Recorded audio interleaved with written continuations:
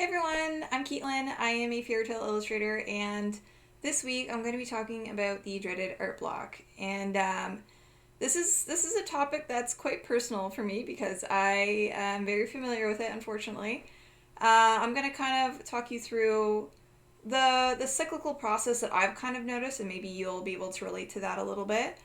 And then kind of talking through 5 different types of art block, and then kind of my prescribed cures for each of those. Okay, so firstly, I've noticed that over this past, I guess I've been illustrating for like a few years now. Since 2019 is when I started to take it more seriously. And there have definitely been a few different, very memorable stages for me where I've been like, okay, I am definitely in a funk right now. Nothing's turning out the way that I want. And more significantly for me, my art block has been a source of like, what am I doing? What kind of art do I want to make? Why am I doing this at all? So maybe you can relate to that, and I will get into that more when I talk about like kind of the root causes behind some of these different types of art block. But um, firstly, for me, I've noticed that there is this definite cycle of like breakthrough, flow, questioning, and then experimenting, and then it just kind of keeps circulating around. And I'll throw up a little graphic that I made over here. Yeah, so we'll start with a breakthrough. At this point, you've made a recent discovery, either stylistically or with subject or something that really feels genuine to you. It feels like you have made like a significant step forward. You feel like finally you've progressed past the art block. And I like to start there because that is kind of the goal of this whole thing. And it is kind of, in my experience at least, been the product of all of the art blocks that I've had. There's always been a point at the end where I feel like, okay, I've overcome that hurdle and now I feel like I've gotten stronger, or I've benefited my art practice just a little bit more as a result of that. So secondly, we have flow. And at this stage, it's very productive. You're making a lot of work. Like you've learned this lesson in the breakthrough stage, and now you're applying it, right? So you're creating a little bit of a body of work inspired by these new skills or these new discoveries that you've made in the previous step. And you're just kind of pumping it out, feeling awesome. You're basically on top of the world. And then at the third stage is when you kind of start to question. So for me, that kind of looks like I am seeing other people's work online and I'm feeling like, oh, their work is really great. I don't know if mine is quite up to snuff with that. You're maybe getting a little bit bored of your own style, feeling a little bit like, I don't know what direction I want to go into. They're just kind of things that are popping into your head, but you're probably still making work. Probably still kind of riding that wave of the flow a little bit. And I think one of the significant parts of this stage too is that you're beginning to wonder, right? You're thinking like, oh, what if I did this instead? What if my medium of choice became watercolor instead of acrylic? Or what if I started to focus on dogs instead of cats? You know what I mean? It's just a matter of like what if I was this type of artist or this type of person, or just kind of a little bit up in the air, a little bit open-minded to everything.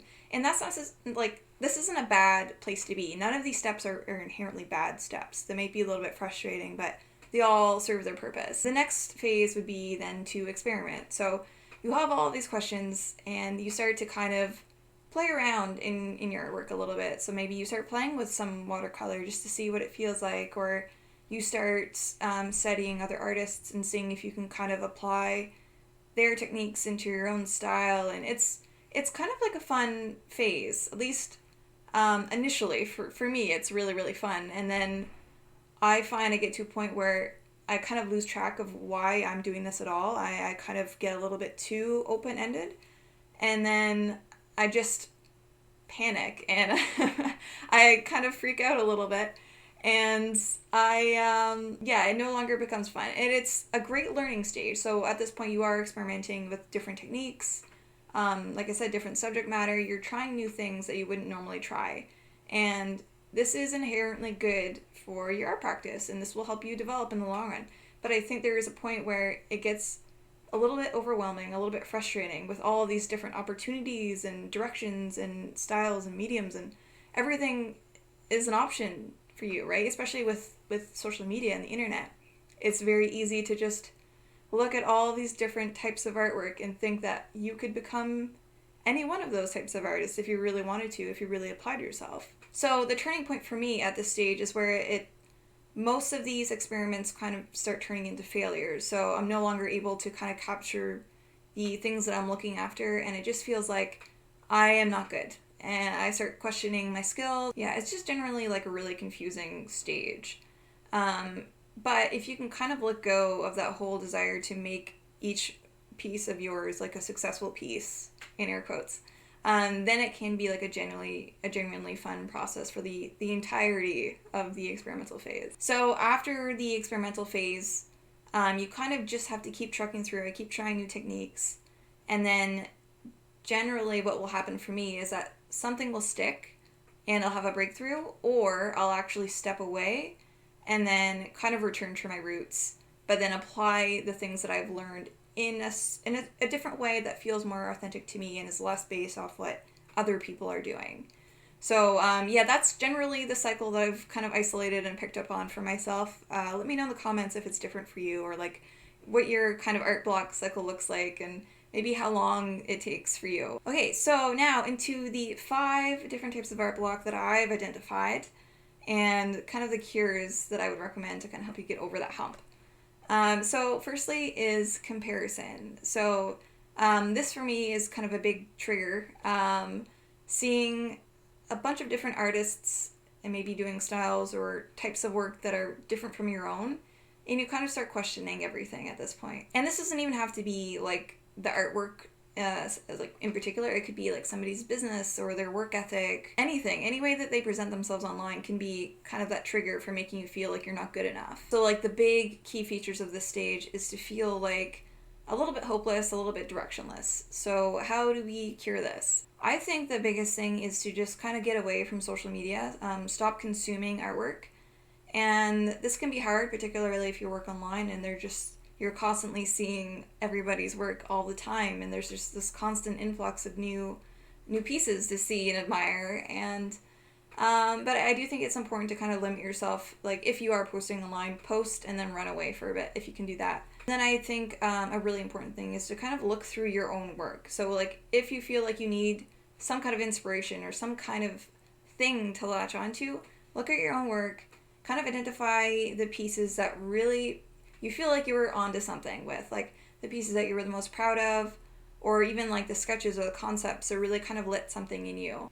So another kind of remedy for this would be to do kind of a field trip that is away from your specific line of artwork. So maybe going outside for a day and like going about it in a very intentional way. So like taking a walk and looking at everything with that kind of artist's eye to kind of see what's inspiring you, or if there's any kind of direction that is giving you like an external sense of motivation that isn't derived from jealousy, basically. Another good idea for this would be like maybe to go to a museum and look at sculpture. Like if you're somebody who paints, maybe avoid the painting section, or don't maybe study it as much as you normally would, and look at something like sculpture or like printmaking, or just something that is kind of detached from where you normally work. So you're looking at it with more of an objective eye that's not so comparing. And another really great way to do this, which is more of a simple answer, is to do repaint one of your old pieces. So maybe if you feel like you have made a little bit of progress, then choose something that you would like to paint again, and just do that. And it's kind of easy to just shut your mind off, and you're not kind of comparing yourself to anything but yourself, which is kind of the biggest recommendation for this, is just focus on yourself. When you feel overwhelmed and like you're comparing yourself, just tune it out and look kind of at the path ahead of you and like put the blinders on. Okay, number 2 is there is no inspiration or motivation. So maybe you've been creating work, but you feel very kind of neutral, like very blasé about everything that you're making. Like nothing is kind of lighting up with joy, nothing's turning out amazing or particularly bad. Maybe it's just kind of whatever. And this can happen, like maybe you can still do commissions fine, like you can still create artwork, but it just doesn't excite you anymore. You feel very bored.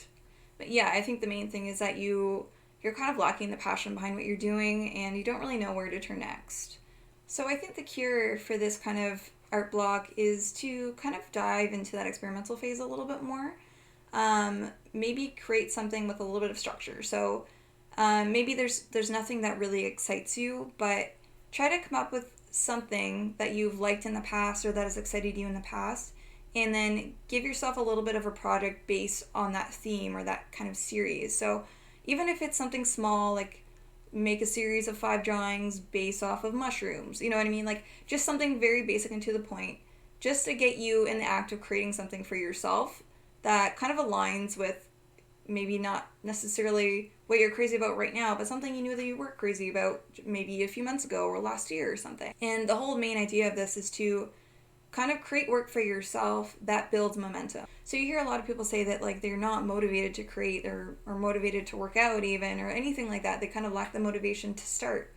And what most people say, and what my experience has been too, is that you kind of develop motivation as you get momentum. So once you get started and you start to get a little bit of footing under you, then it just becomes easier. It's like rolling a boulder downhill, right? And it gets bigger and bigger and bigger, like I guess more like snowball than a boulder. But so you have to start, and then once you make that kind of commitment to yourself, you need to finish. So if that is kind of a scary thing for you that you're not used to, then make your project small and really manageable so that you feel like after this project, maybe it inspires another project that would be a little bit bigger, or maybe you didn't like that one, so you can kind of use what you didn't like and turn it into a project that you do like. So yeah, thinking of it as like a jumping board so that you can kind of continue to do the things that you're passionate about and not get sucked up into, you know, the mundane day-to-day commission type of work.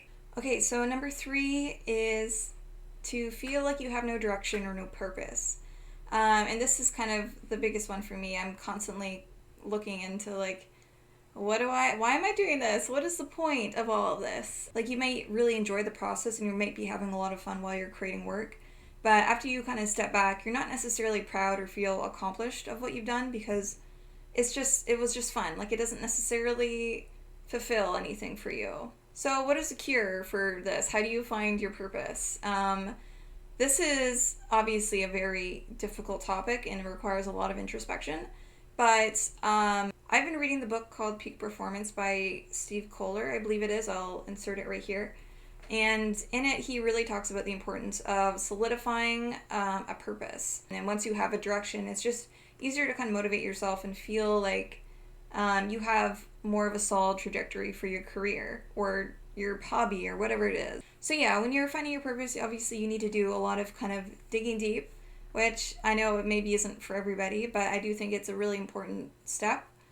Purpose can either come from like, you know, this thing makes me really happy. And for a lot of people that is totally okay and that is totally enough.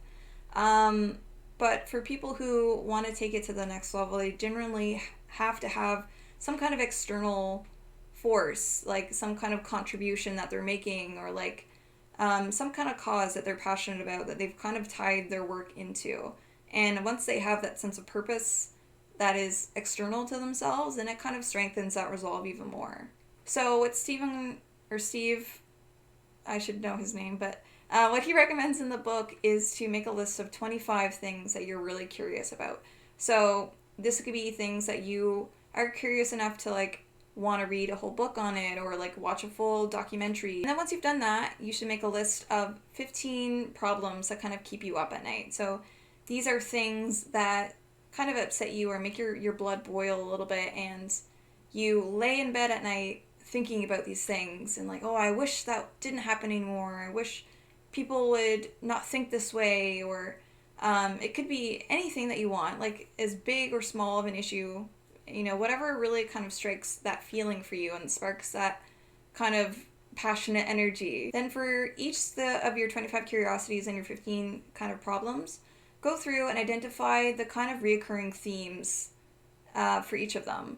And then once you've done that, see if there's any kind of overlapping themes between the two. If there are some things that kind of overlap, then maybe challenge yourself to see if you can find a creative solution. Like, how could you apply your art in the context of satisfying that curiosity, but also appealing to that kind of problem that you'd like to solve or help alleviate in some way. So, for example, say that one of the things that you're curious about is like canine behavior training, and then one of the problems that really kind of upsets you is animal neglect. So maybe you could work with animal shelters and then maybe do portraits of the dogs that are more challenging, just to kind of get attention to those animals to help them get adopted a little bit faster. There's so many different ways that you can kind of approach those connections, those overlaps with a creative mindset.